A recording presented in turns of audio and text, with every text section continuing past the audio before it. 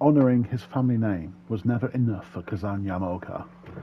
He wanted to surpass his father's reputation and end what he saw as the thinning of samurai culture, with farmers often posing as samurai. His father tried to turn Kazan's attention to more noble pursuits, but Kazan refused to heed his advice, and borrowing his father's katana, he embarked on a dark pilgrimage to prove his worth and rid Japan of impostors. Ignoring the code that had been taught to him, Kazan killed impostors in the hills and the valleys, on the beaches and in the woodland. The killings were brutal, cruel, and morbid. He humiliated farmers and warriors alike, yanking off their top knots and stripping them of their armour. His rage, bloodlust, and perverse sense of honour knew no bounds. Monks believed he was possessed by something dark and otherworldly, and cursed him, while the noble lord began to call him Oni Yamaoka, the rageful samurai, an insult both to Kazan and his family. Determined to redeem his family's name, Kazan now butchers anyone who dared call him Oni Yamaoka. The insult confused him. He had defeated the best and he had purified the samurai class by ridding the land of impostors. How could anyone refer to him as an ogre? Had it been because he had marched onto a battlefield to cut down the fiercest warriors? Had it been because he had taken a kanabo and dashed hundreds of skulls with it? Or had it been because of his need to secure a trophy from his victims? It didn't matter. Being called an ogre was more than he could bear, and an ominous voice in his head urged him to strike down the lord who had desecrated his name.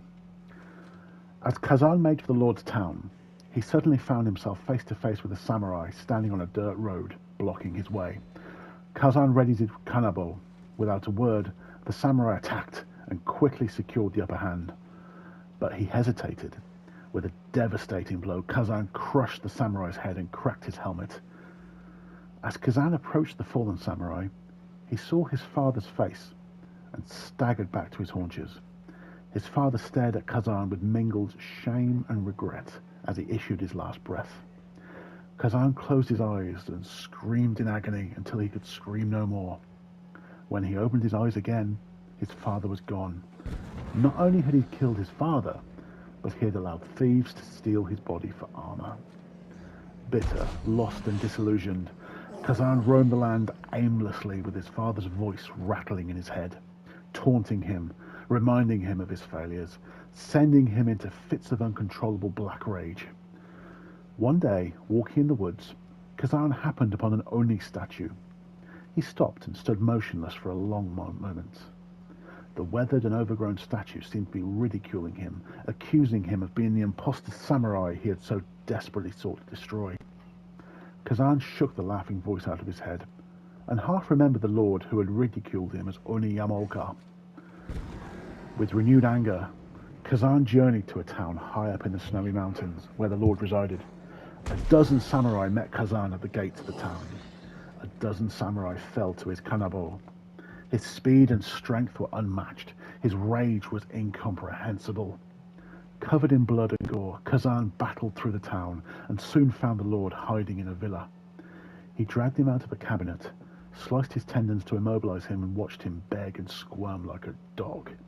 Without hesitation, he thrust his fist into the lord's mouth and yanked out the wicked tongue that had desecrated his name. Satisfied, Kazan exited the villa to find himself surrounded by dozens of farmers wielding rusted scythes, sharp pitchforks, and heavy clubs. He survived the first few assaults, but there were too many attackers coming from every direction. Within moments, Kazan was on the ground, staring at a cold, indifferent, darkening sky, as farmers took turns stabbing and torturing the Oni who had butchered their beloved lord.